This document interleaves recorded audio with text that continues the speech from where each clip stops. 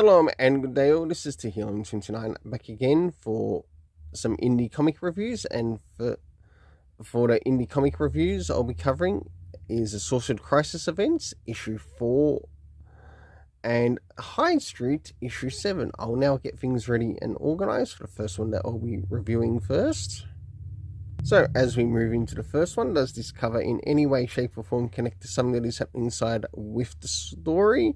In some essence it does, to which I give it a 6.5 out of 10.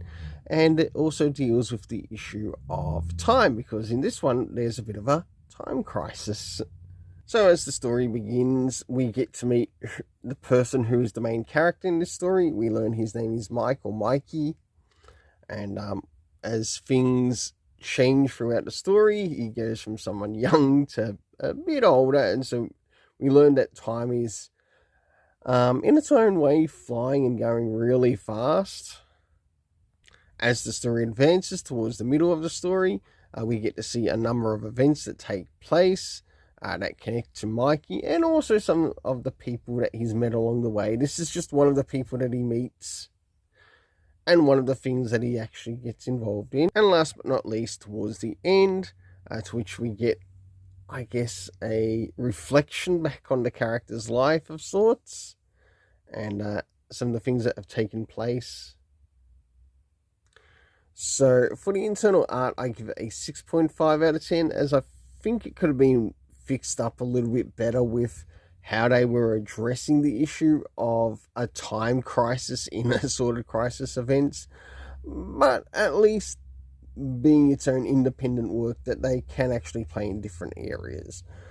Next is the area of story. So first things first, do we get anything time-wise? Sure enough we do.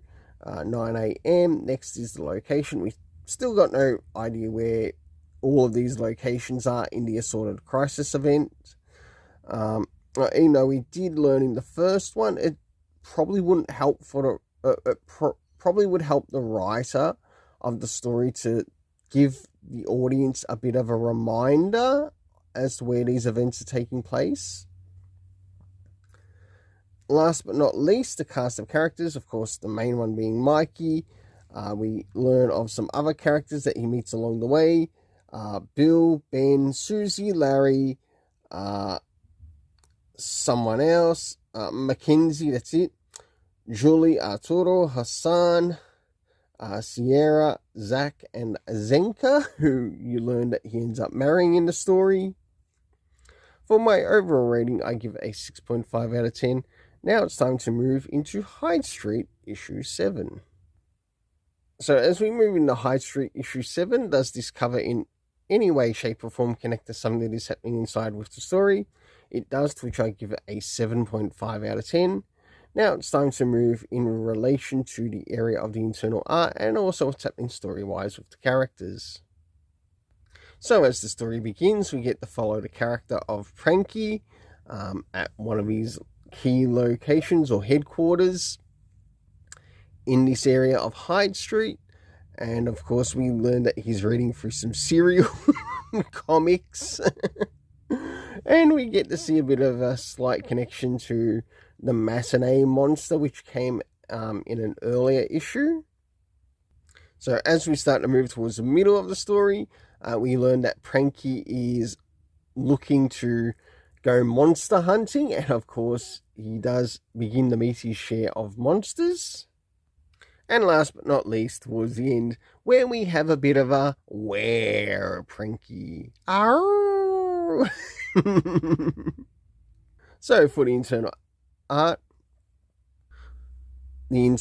gets a 7.5 out of 10. Now it's time to move in relation to the area of the story. First things first, do we get anything time-wise? No, we don't. Next is the location. Well, one of the areas to which Pranky ends up going to, we get to see a bit of a windmill of sorts. So I guess outside of Hyde Street. And the key cast of characters that were playing a part in this story were the matinee monster and of course Pranky himself. For the overall rating, I give a 7.5 out of 10. Until then, let's keep it colourful and have yourself an awesome day.